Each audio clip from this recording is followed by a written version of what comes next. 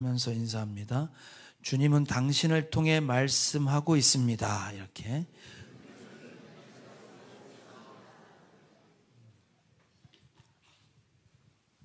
제가 지난주에 이제 미국에서 와서 주일날 왔는데 이제 월요일날 밤 10시쯤에 전화가 왔는데 제가 못 받았어요. 근데 어머니 전화더라고요. 그래서 제가 이제 어머니한테 전화했더니 통화 중에 걸리고 안 받으세요.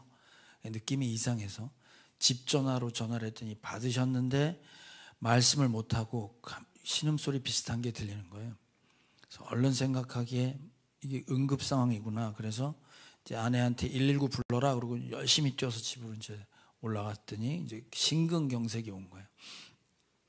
그래서 119를 타고 병원에 가서 응급처치를 하고 다음날 아침에 그 스텐트, 그 심장에 들어가는 혈관이 막혀 있었는데 이제 풍선을 집어넣어서 뚫려서 회복이 되셨습니다.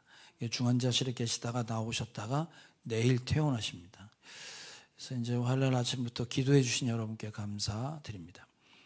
아주 특별한 경험을 했는데 제가 만약에 미국에 있었을 때 이런 일이 벌어졌으면 어떨 뻔했을까라는 생각도 들고 또 전화의 반응을 제대로 하지 않았으면 또 큰일 날 뻔도 했고 또 전화 받을 수 없는 상황이었으면 어땠을까라는 생각도 했습니다. 공교롭게도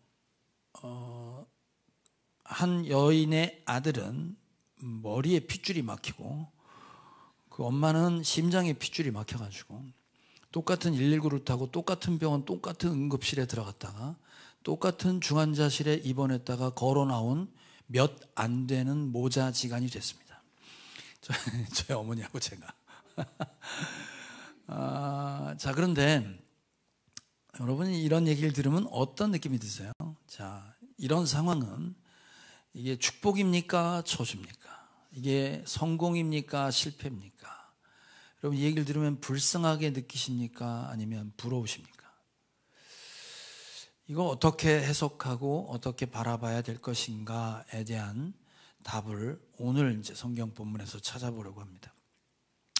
자, 오늘 본문은 보면 지난주에 이제 우리가 6번째 나팔이 불어서 3분의 1이 죽는 끔찍한 일이 벌어지는데 사람들이 회개합니까? 안 합니까? 회개하는 사람이 없다고 했습니다. 지난주 얘기입니다. 모르세요? 회개하는 사람이 없었습니다. 그럼 도대체 회개 안 하고 있는 이 사람들은 어떻게 되는 거냐? 어쩌란 말이냐에 대한 답을 오늘 주고 있습니다. 자, 이게 지금 6번째 나팔, 오늘 본문 읽으면 7번째 나팔이 부러지면 하나님의 비밀이 완성된다 그랬어요. 7번째 나팔이 부러지면 끝나는 건데 그 사이에 오늘 10장과 11장, 13절까지의 내용이 끼어들었어요. 이건 뭐 똑같은 패턴이 앞에서도 배웠는데 6번째 인과 7번째 인 사이에 6번째 인이 떨어지는 거룩한 하나님 앞에 설 자가 누구냐? 아무도 없다에 대한 답이 7장이 끼어들었어요. 그 7장이 복음이었고 지금 10장과 11장이 복음이에요. 자, 그러면 6번째 인을 뗄 때 우리가 과거에 배웠던 거예요. 6장입니다. 그 어떻게 끝났냐면 그때가 6장 17절 한번 읽어봅시다. 시작. 그들이 진노를 받을 큰 날이 이르렀다. 누가 이것을 버텨낼 수 있겠느냐 하고 끝나요. 7장에 들어오면 14만 4천의 이야기가 거기 등장하는 거예요. 이마에 하나님의 도장을 받은 사람 14만 4천 명이 그 하나님의 심판 앞에 설 수 있다 이 말이에요. 그러면 그 14만 4천이 누구냐? 어떻게 만들어진 사람이냐라고 할 때 그 사람들은 이렇게 해서 만들어진 셀 수 없는 수많은 물이 14만 4천 똑같은 얘기라고 그랬잖아요. 자, 계시록 7장을 한번 봅시다. 어떻게 만들어졌냐면 이런 사람들이에요. 시작. 이 사람들은 큰 환난을 겪어낸 사람들입니다. 그들은 어린 양이 흘리신 피에 자기들의 두루마기를 빨아서 희게 하였습니다. 예수님의 피로 의롭게 된 사람들. 근데 그 사람들은 환난을 겪었다는 거 안 겪었다는 거예요? 환난을 겪어낸 사람들이 14만 4천이었다 이거예요.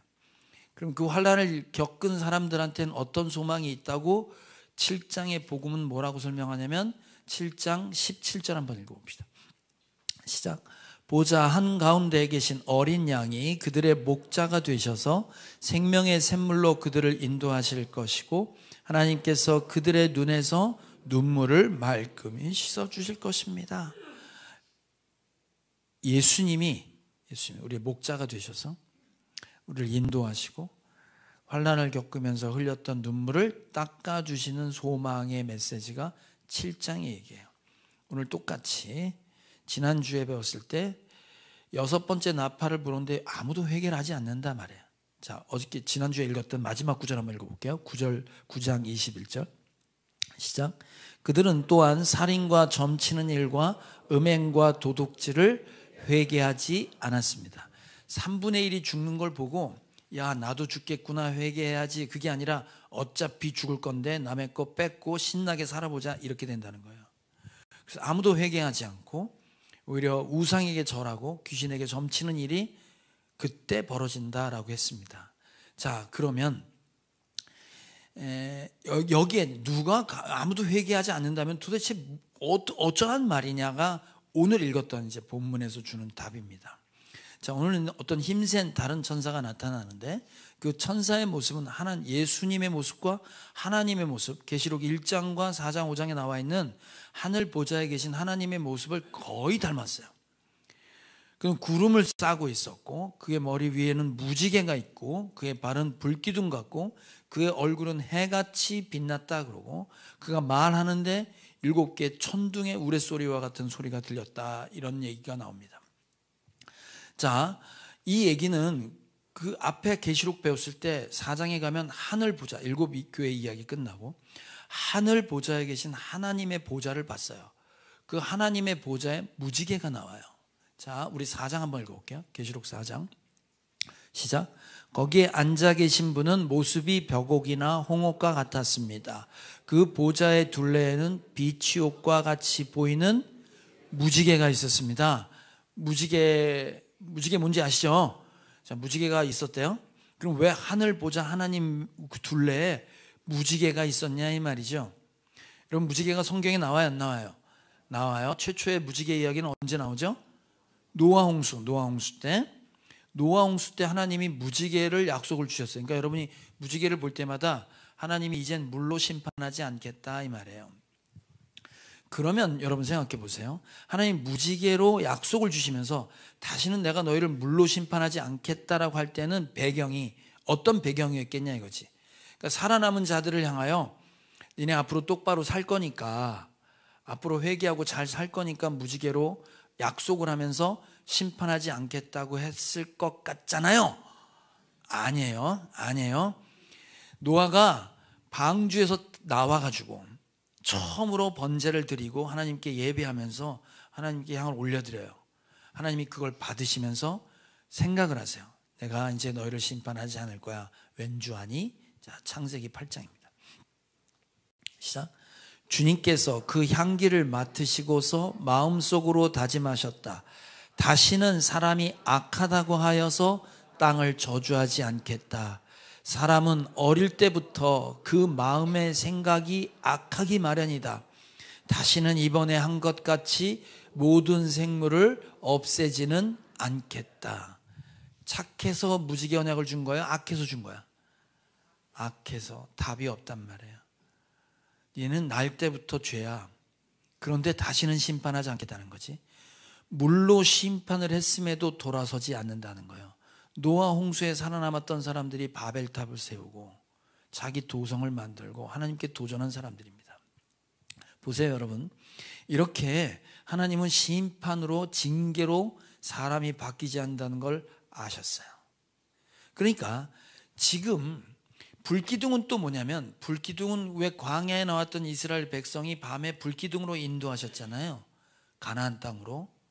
하나님의 인도하심과 죄 많은 백성을 심판하지 않고 끌고 가시겠다는 하나님의 마음과 약속이 있는 상태의 그림이 계시록의 한 힘센 천사의 모습 속에 나타나요. 이게 예수님의 모습과 똑같은데 혹자는 이 천사가 예수님이다 얘기하는데 예수님은 아니에요. 그런데 그 천사가 이런 신적 권위, 예수님의 권위와 같은 모습으로 등장하는 데는 이유가 있습니다. 뭐냐면 그의 손에 들고 있는 작은 책 하나님의 말씀 때문에 그렇습니다.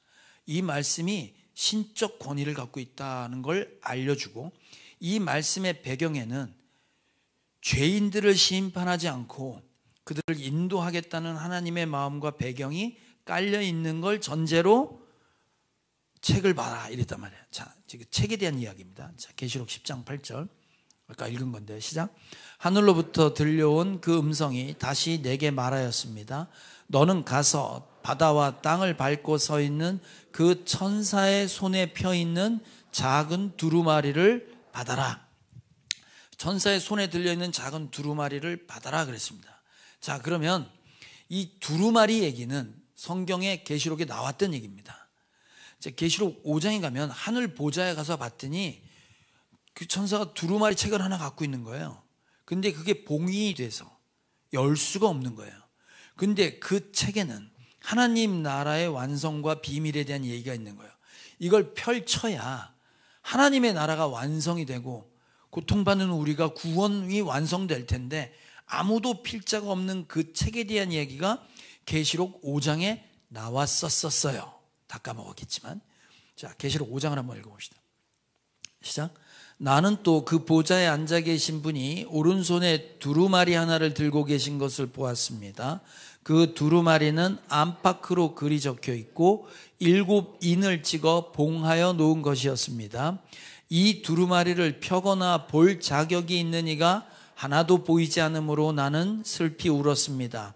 그런데 장로들 가운데서 하나가 나에게 울지 마십시오. 유다 지파에서 난 사자 곧 다윗의 뿌리가 승리하였으니 그가 이 7 봉인을 떼고 이 두루마리를 펼 수 있습니다 하고 말하였습니다. 누가 뗄 수 있다는 거야? 예수님이 이 책을 펼 수 있으니 울지 말아라 그랬습니다. 그 예수님이 7인을 떼기 시작하니까 7인 재앙과 7 나팔 7 대접 재앙이 나온 거야 지금. 그러면서 완성으로 가는 모습입니다. 자, 그러면 이 두루마리 책, 5장에 나와 있는 두루마리 책이 지금 10장에 나오는데 5장에는 봉인된 책이었어요. 그죠? 근데 지금 10장에는 펴 있는 책이에요. 열렸어. 그 5장에 있는 책이 열린 거지. 그 열린 책을 지금 이 글을 쓰고 있는 사도 요한에게 받아라 그랬습니다. 자, 계시록 10장 9절을 이어서 한번 읽어봅시다. 시작. 그래서 내가 그 천사에게로 가서 그 작은 두루마리를 달라고 하니 그는 나에게 말하기를 이것을 받아 먹어라. 이것은 너의 배에는 쓰겠지만 너의 입에는 꿀같이 달 것이다 하였습니다. 그러니까 5장과 10장 얘기를 이제 종합해 보면 그 두루마리를 펼쳐서 요한에게 주었는데 받아라 그러니까 주세요 그랬더니 주는 게 아니라 받아 먹어라 그랬습니다. 먹었어요. 먹었더니 어떻게 입에는 꿀처럼 단데 속으로 들어가니까 속이 아팠다 그래요. 자, 여러분 이 이야기는 사실 계시록 5장 배울 때 우리가 함께 배웠던 얘기인데 이미 구약 성경에 이 똑같은 얘기가 있어요. 지금 계시록에 이 책을 받아 먹어라 꿀처럼 달 것이다 했던 이 스토리가 구약의 에스겔 선지자에게 하나님이 주셨던 말씀이에요. 회개하지 않는 이스라엘 백성을 향하여. 자, 에스겔에서 2장을 한번 읽어봅시다. 시작. 그가 나에게 말씀하셨다. 사람아, 내가 너를 이스라엘 자손에게 곧 나에게 반역만 해온 반역 민족에게 보낸다. 그들은 그들의 조상처럼 이날까지 나에게 죄만 지었다. 얼굴이 뻔뻔하고 마음이 굳을 대로 굳어진 바로 그 자손에게 내가 너를 보낸다. 너는 그들에게 주 하나님께서 이와 같이 말씀하신다 하고 말하여라. 그들이 듣든지 말든지 오직 너는 그들에게 나의 말을 전하여라. 그들은 반역하는 족속이다. 너 사람아, 내가 너에게 하는 말을 들어라. 너는 저 반역하는 족속처럼 반역하지 말고 입을 벌려 내가 너에게 주는 것을 받아 먹어라. 그래서 내가 바라보니 손 하나가 내 앞으로 뻗쳐 있었고 그 손에는 두루마리 책이 있었다. 그가 그 두루마리 책을 내 앞에 펴서 보여주셨는데 앞뒤에 글이 적혀 있고 거기에는 온갖 조가와 탄식과 재앙의 글이 적혀 있었다. 자, 그러니까 회개하지 않는. 그래서 바벨론에 다 포로로 끌려갔던 그 백성에게 너는 전해라 그랬습니다. 근데 그 뭘 전하고 그랬더니 그의 손에 두루마리가 하나 있는데 거기 보니까 조가와 탄식과 재앙이 있다 이거예요. 이거를 통해서 하나님께서 완성할 하나님의 나라의 비밀을 에스겔이 받은 거예요. 근데 그걸 먹으면 넌 꿀송이처럼 달 거다 그랬잖아요 지금. 자, 이게 지금 꿀송이처럼 단다는 얘기는 없었지. 받아 먹어라 그랬잖아요. 지금 2장에서 끝났는데 에스겔 3장으로 넘어오면 그걸 받아서 어떻게 하라는 얘기가 나와요. 이어서 한번 읽어볼게요. 에스겔 3장 시작. 그가 또 나에게 말씀하셨다. 사람아, 너에게 보여주는 것을 받아 먹어라. 너는 이 두루마리를 먹고 가서 이스라엘 족속에게 알려주어라. 그래서 내가 입을 벌렸더니 그가 그 두루마리를 먹여주시며 나에게 말씀하셨다. 사람아, 내가 너에게 주는 이 두루마리를 먹고 너의 배를 불리며 너의 속을 그것으로 가득 채워라. 그래서 내가 그것을 먹었더니 그것이 나의 입에 꿀같이 달았다. 하나님 말씀이 꿀처럼 달았다. 이 얘기는 어디서 들어보셨죠? 하나님의 말씀은 꿀송이처럼 달아. 어디 나오냐면 시편에 나오는 얘기예요. 시편 119편 얘기를 한번 들어봅시다. 시작. 주님의 말씀의 맛이 내게 어찌 그리도 단지요 내 입에는 꿀보다 더 답니다. 자, 여러분 한번 물어볼게요. 성경 말씀을 읽으면서 꿀맛이 난 적이 있다 없다? 아니, 난 성경을 읽으면 단 게 땡기긴 해. 근데 하나님의 말씀을 보면서 와 달다 그러면서 이렇게 침이 흘러내리는 경험은 해보셨어요? 안 해보셨어요? 했어요? 네, 그럴 수 있지. 지금 하나님의 말씀이 달다라는 건 성경책 이렇게 혀로 핥으면 단맛이 난다 이 얘기는 아니잖아요. 그런 얘기는 아니야. 그러면 하나님의 말씀이 왜 달까 생각해 보면 아주 간단합니다. 왜냐하면 성경 전체의 주제는 하나님의 나라입니다. 뭐라고요? 하나님의 나라, 킹덤 오브 갓. 하나님의 나라 완성에 대한 이야기예요. 그럼 하나님의 나라는 어떻게 완성이 되냐? 죄인들을 예수 그리스도가 십자가의 자기 생명으로 우리의 죄값을 치러서 그는 죽고 우리를 살게 하신다는 구원의 이야기입니다. 그렇잖아요. 그리고 그 사람들을 데려다가 하늘나라 하늘 보좌에 앉히겠다는 얘기가 하나님 나라의 이야기예요. 그러니까 이건 기쁜 소식이라고 하는 거예요. 그래서 복음이라고 하는 거예요. 복된 소리. 영어로 굿 뉴스라고 하는 거지. 그러니까 하나님의 말씀을 읽으면 이 말씀은 구원에 대한 이야기예요. 우리의 공로가 아닌, 우리의 노력이 아니라 하나님께서 이루어 놓으신 십자가로 우리를 구원시키겠다는 그 구원과 하나님의 사랑에 대한 이야기예요. 그 얘기를 들으면 이것보다 더 좋은 얘기는 없는 거예요. 그러니까 하나님의 말씀을 받으면 누구나 다 달고 좋은 얘기가 됩니다.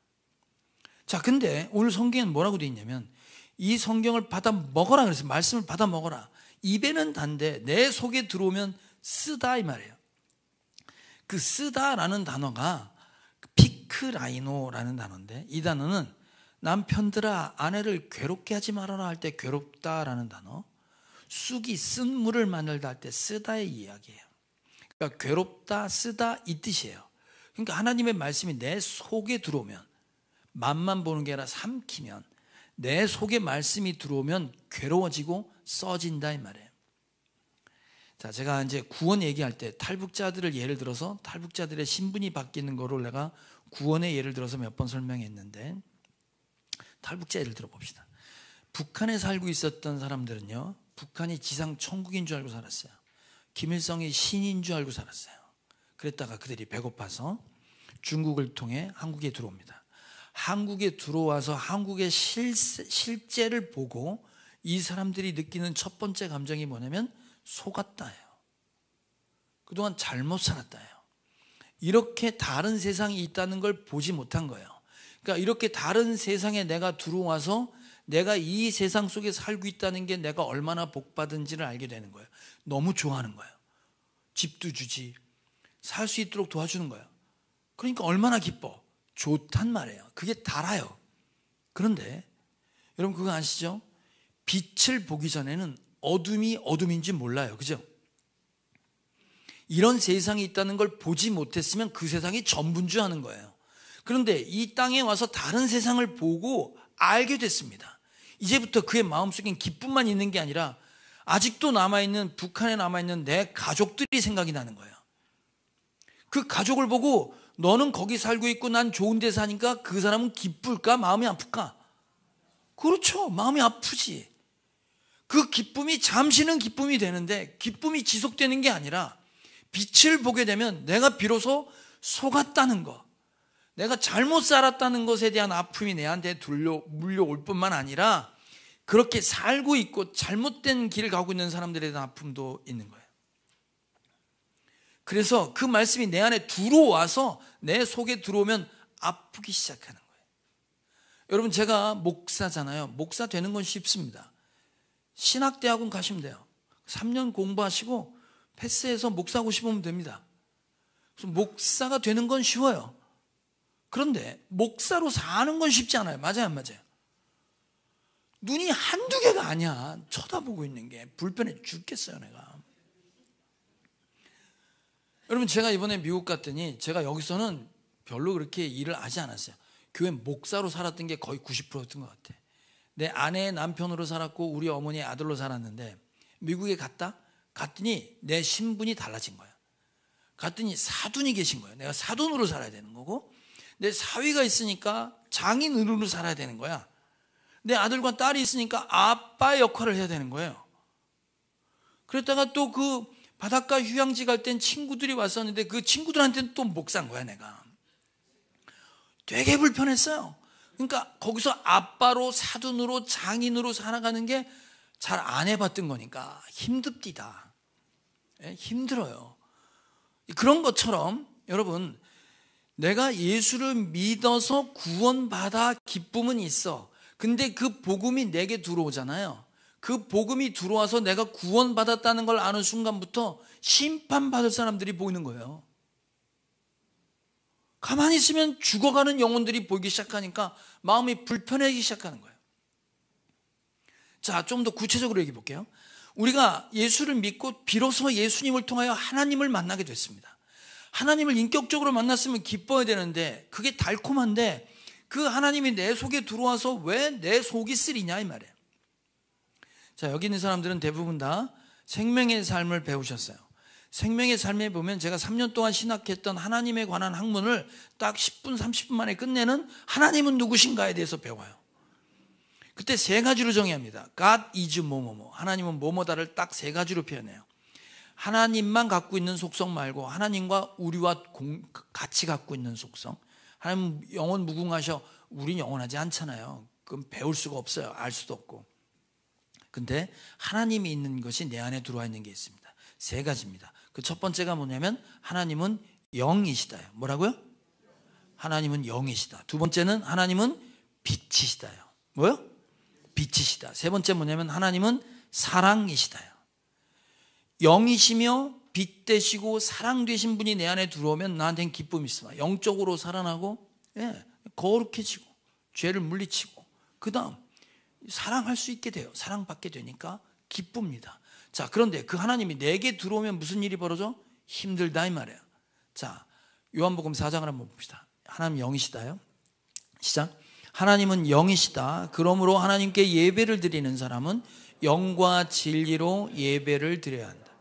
영에서 난 건 영이고 육에서 난 건 육이에요. 영은 하나님을 말해요. 육은 하나님 없는 우리를 말해요. 우리는 육적으로 살았습니다. 하나님 없이 살았던 자가 하나님을 성령에 의해 만나게 됩니다.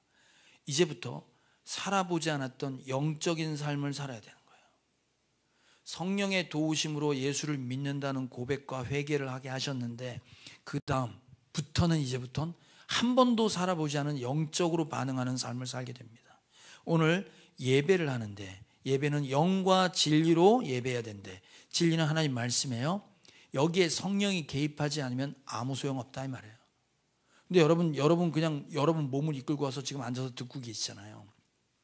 그러니까 여러분이 설교 말씀을 들을 때 육적으로 들으면 이거는 하나님의 말씀이 아니라 목사의 이야기가 됩니다. 사람의 소리가 됩니다.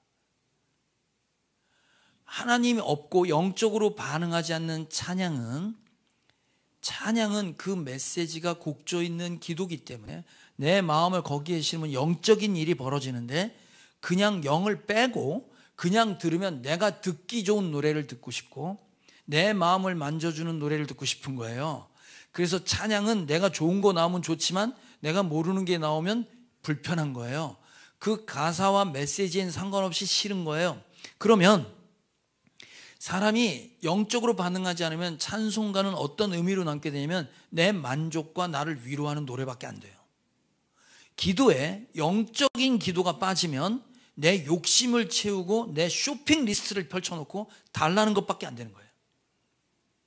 여러분, 사역이 영적인 하나님을 빼고 사역을 하잖아요. 봉사를 하고 열심히 섬기는데 하나님 영적으로 사역하지 않으면 전부 저잘난 척밖에 안 되는 거예요. 새로운 삶에서 배웠죠. 인간은 성숙의 단계가 있다고 그래요. 영적 어린아이와 영적으로 젊은이가 있고 영적 아버지가 있다고 배웠잖아요. 나이가 들고 많이 배웠다고가 아니라 영적인 어린아이가 있다는 거예요. 그 영적인 어린아이는 시기와 다툼이 있는 거예요. 애들은 그냥 무조건 달라고 그러고 뺏으려고 하잖아요. 그러니까 영적으로 성숙한다는 얘기가 말은 쉽지 실제로 쉽지 않은 거예요. 예? 모든 상황에 영적으로 하나님을 개입해 생각하고 하나님이 지금 역사하지 않으면 아무것도 아닙니다 라고 고백하고 살아가는 게 만만한 일이 아니에요. 그래서 여러분, 예배할 때도 마찬가지입니다. 여기 예배 지금 나오시잖아요. 제가 몇 번 얘기하는데, 나오셔서 앉아있는 분들은 정말 이 영적인 일에 반응할 수 있는 기회를 얻었으니 얼마나 귀한 시간입니까? 여러분 보면 감사해요. 근데 여기 있어야 되고 말씀을 들어야 되는 분이 여기 안 계시면 내가 마음이 어때? 너무 아픈 거예요. 에? 그런 두 가지 마음이 있단 말이에요. 기쁘기도 하지만 마음 아픔도 있는 것처럼 우리가 영적으로 살아나는 일은 쉽지 않아요. 그래서 그 영적인 반응을 하도록 내 속에 영이 들어와서 그게 작동하기 시작하면 매사에 걸리는 거예요. 이게 사람의 소리인지 하나님의 소리인지를 놓고 분별이 안 되고. 자, 두 번째, 하나님은 빛이시다 그랬어요. 자, 요한일서 1장입니다. 시작. 우리가 그리스도에게서 들어서 여러분에게 전하는 소식은 이것이니 곧 하나님은 빛이시요 하나님 안에는 어둠이 전혀 없다는 것입니다. 자, 빛이 들어올 때 비로소 어둠이 보이잖아요. 하나님께서 거룩하신 하나님이 내 안에 들어오시면 비로소 내 속에 있는 죄가 보이기 시작하잖아요. 하나님 없다며 살았던 게 얼마나 큰 죄인지 태어나 처음으로 알게 됩니다. 통곡하고 하나님께 잘못했다고 용서해달라고 살려달라고 회개하고 통곡하는 일이 벌어집니다. 문제는 그래서 용서받은 기쁨이 있습니다. 그런데 아시다시피 여러분, 우리는 김용희 선교사님 말대로 죄 짱아찌로 살았어요.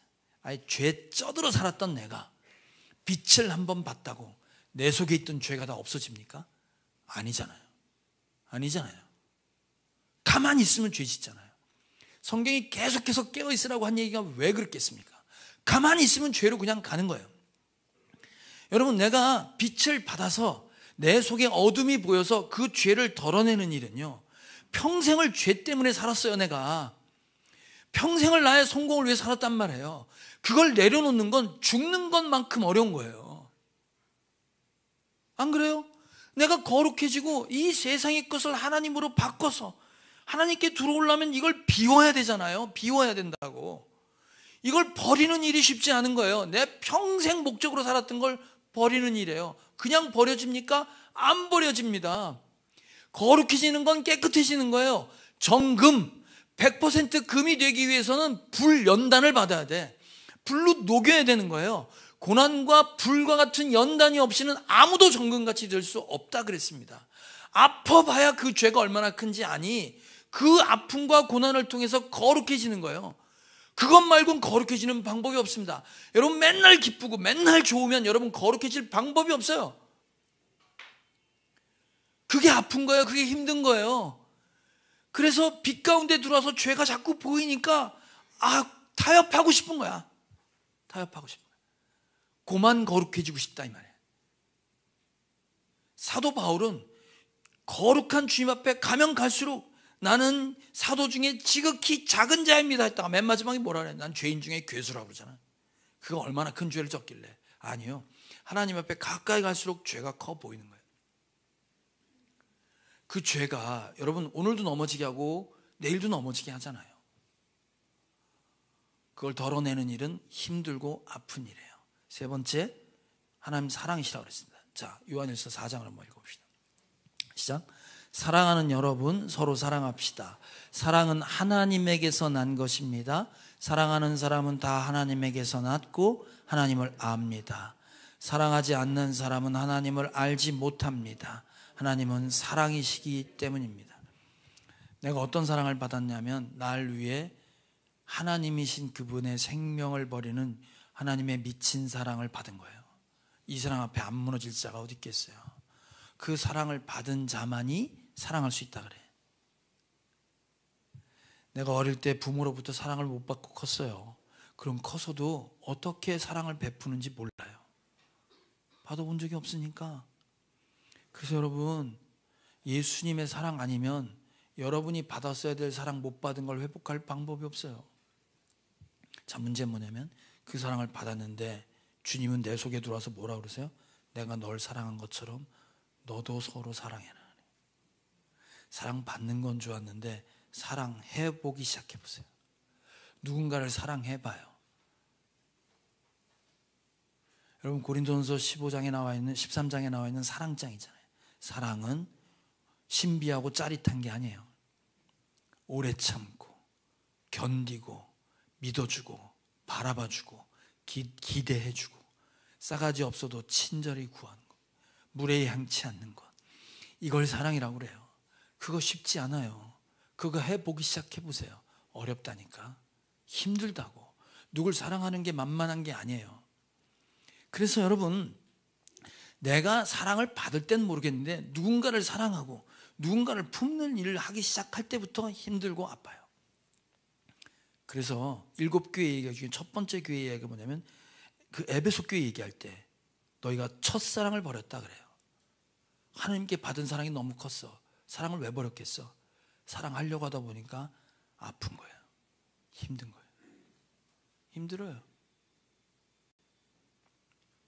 여러분, 그래서 지금 하나님은 영이시다, 하나님은 빛이시다, 하나님은 사랑이시다는 그 하나님이 내 안에 들어와서 그걸 살아내는 건 그게 만만한 일이 아니라 힘들고 아프단 말이에요.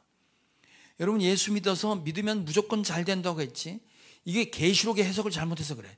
7년 대환란이라는 이 큰 환란을 면할 수 있는 게 믿는 자다 그랬단 말이야. 그렇게 가르쳤어요, 얼마 전까지. 환란을 면하는 게 믿는 자다 그랬으니까 환란을 당하는 자는 믿음이 없는 자가 되는 거예요. 그래서 교회 안에서 조금 아프거나 힘들거나 실패하면 그건 복받은 게 아니라 저주받은 거다. 그건 하나님의 신앙을 잘못하고 있으니까 네가 그렇게 힘들지 라고 손가락질하기 시작했단 말이에요. 아무도 그렇게 얘기를 못한 거예요.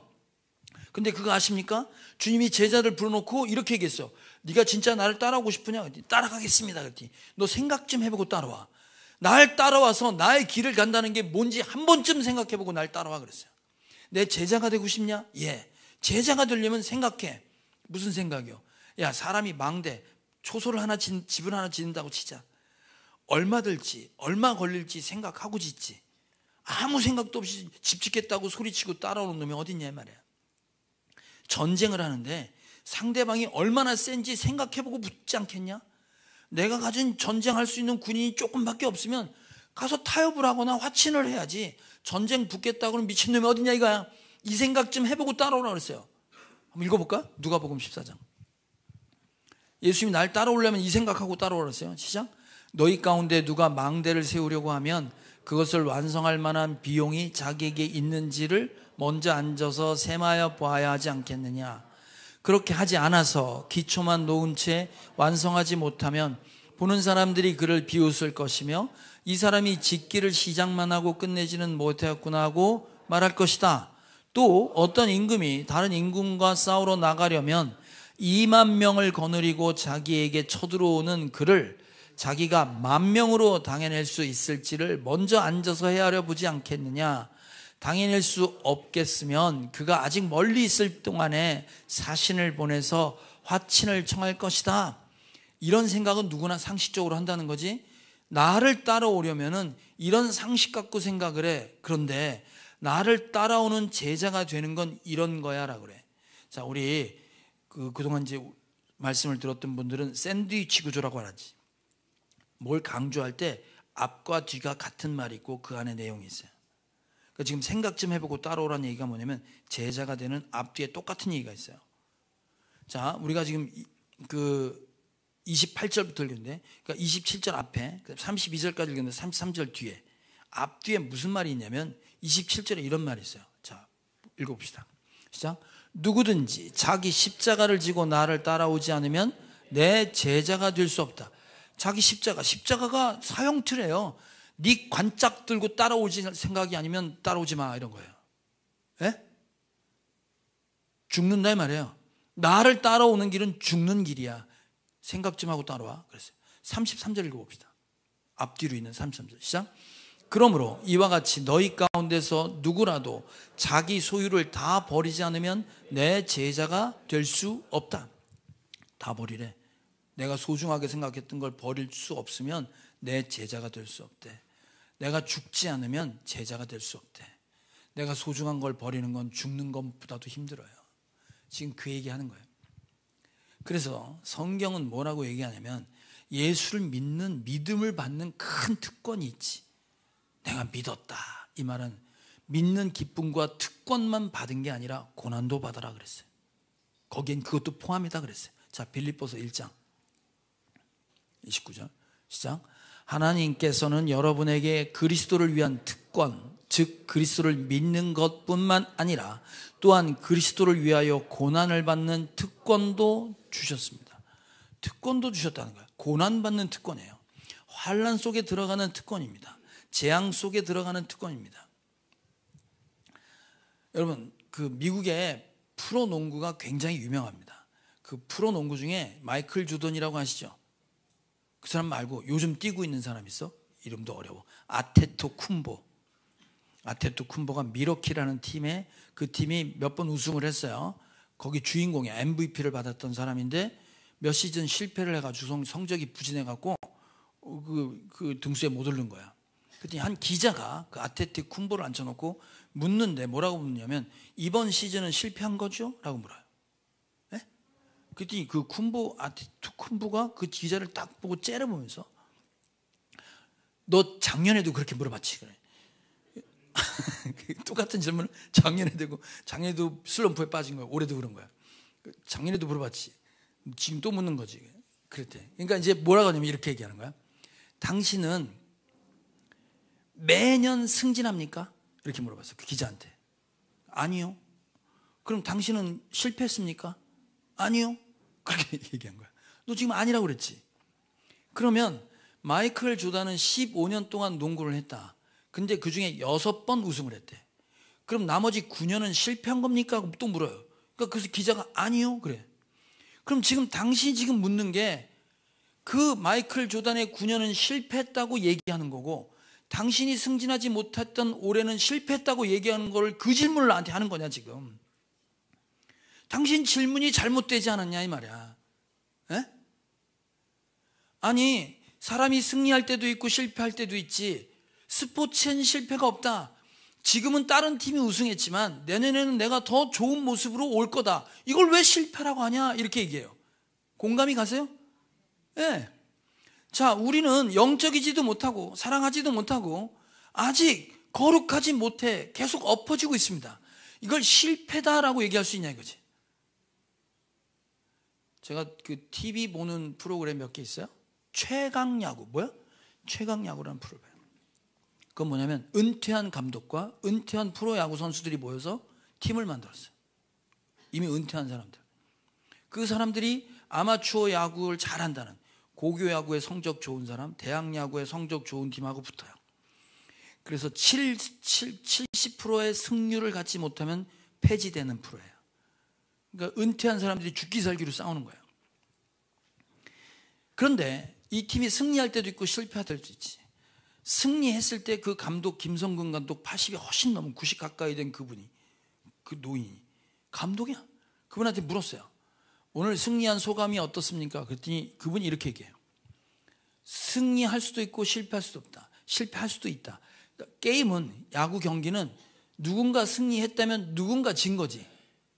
그렇잖아요. 나는 오늘 승리한 편에 있었다. 근데 내가 내일 실패할 수도 있다. 질 수도 있지. 그렇게 얘기를 해요. 막 한참 이기고 있다가 아슬아슬하게 역전해서 패배를 당했어요. 그래갖고 김성근한테 물어본 거예요. 소감이 어떠세요? 그랬더니 이 사람이, 김성근 감독이 이렇게 얘기했어요. 사람은 아쉬움이 있을 줄 알아야 된다. 아쉬움이 없는 사람은 발전할 수 없다. 아쉬움이 있다는 건 그만큼 내가 고생했고 그만큼 노력했다는 증거다 라고 얘기해요. 여러분, 우리가 신앙생활을 하는데 여러 가지 환난과 재앙과 고난과 실패와 같은 상황이 놓일 수 있죠. 자, 우리 어머니 이번에 이런 큰 환난, 고난 가운데 있었어요. 돌아가실 수도 있었어요. 그죠? 돌아가실 수도 있어요. 어떤 분 얘기 들어보니까 딸도 의사, 사위도 의사, 아들도 의사래. 근데 그 아버지가 심장마비로 돌아가신 걸 못 막았다 이 말이야. 우리 장모님이 주무시다가 심장마비로 돌아가셨는데 그걸 못 잡았어요. 응? 우리 어머니가 하나님이 부르셔서 야 고생했다 그만 와라 하고 데려가실 수도 있지. 데려가실 수도 있어. 근데 정말로 감사하게 하나님께서 살려주셨어요. 왜 살려주셨는지 아세요? 여러분, 저는 38살에 예수 믿었어요. 우리 어머니가 기도를 잘못해가지고 우리 아들이 교회를 안 다녀요. 교회 다니게 해주세요. 교회 안 나가. 우리 아들을 돈 좀 벌게 해줘요. 돈 엄청 벌었어요 제가. 하나님 이제 돈은 됐어요. 우리 아들이 영적으로 부자가 되길 바래요. 그 기도를 그렇게 하시는 바람에 목사가 됐단 말이야. 기도를 잘못해가지고. 그래서 내가 신학교 갈 때부터 시작해서 인격적으로 주님을 만나고 난 다음부터 신학교를 가고 전도사가 되고 목사가 되면서 거의 대부분의 사역 앞에 우리 어머니한테 기도 부탁을 했어요. 해외 나갈 때마다, 사역을 할 때마다 기도해달라고 부탁을 했어요. 그래서 우리 어머니는 제가 사역 시작할 때부터 지금까지 아무런 대가나 여러분이 목사가 나와야지 이런 기대 하나 없이, 내 옛날을 알잖아 우리 어머니가. 저놈이 목사가 된 거에 대한 기도를 아무 대가 없이, 조건 없이, 기준 없이 그냥 기도해 주신 분이에요. 우리 어머니가 잘못될 수 있다는 생각을 잠깐 해봤는데 나한테 너무 힘든 게 뭐냐면 그런 기도하는 사람이 한 분이 사라진다는 게 너무 마음이 아픈 거예요 제가. 여러분, 누군가 날 위해 기도해 주는 사람이 한 사람이 더 있다는 게 그게 얼마나 큰 당당함과 자신감인 줄 아세요? 사역을 어려울 때도 뭘 모를 때도 날 위해 기도해 주는 누군가 있기 때문에 하나님이 하실 거다라는 그런 당당한 말입니다. 여러분, 질병은 목사고 권사고 장로고 상관없이 다 들이닥칩니다. 7 나팔, 7인, 7 대접의 재앙 속에 우리를 보내셨어요. 우리는 모두가 다 그 재앙 속에 살아가고 있습니다. 중요한 건 뭐예요? 그 상황 속에서 우리를 지금도 거룩하고 지금도 영적이고 지금도 사랑할 수 있는 존재로 만들어 가시고 계시는 하나님의 일하십니다.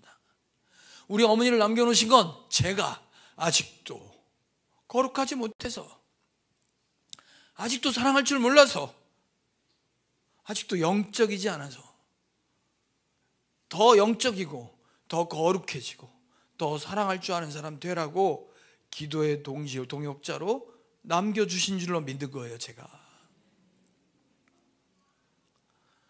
우리는 그게 힘들고 아파서 그만두고 싶은 거예요. 오늘 김진희 목녀님이 간증했잖아요. 여러분, 이분이 얘기하지 않은 수많은 스토리가 있습니다. 아세요? 얼마나 아파했는지, 얼마나 힘들었는지, 그 남편놈 속삭일 때 어떻게 했는지 부터 시작해서 너무 앞서가는 바람에 힘들어갖고 그거 따라가느라고, 목원들 챙기느라고, 그 아픔과 고통 속에 고만하고 싶다는 마음이 왜 없겠었어. 그래서 고만하고 싶다는 사람들이 첫사랑을 버렸고, 차갑지도 뜨겁지도 않고 미지근해서 하나님이 내가 너를 토해버리고 싶다고 할 사람으로 변화된 거예요. 변질된 거지. 일곱 교회 이야기가 그 얘기잖아. 작은 능력으로 나를 배신하지 않고 충성한 너를 내가 기뻐한다 그랬어요. 모든 환난이나 재앙이나 고난이나 질병이나 무슨 아픔이 됐든지 그 안에 영적으로 거룩함으로 사랑으로 반응하고 그렇게 일관되게 살아가는 저와 여러분 되길 주님의 이름으로 축복합니다. 찬양합시다.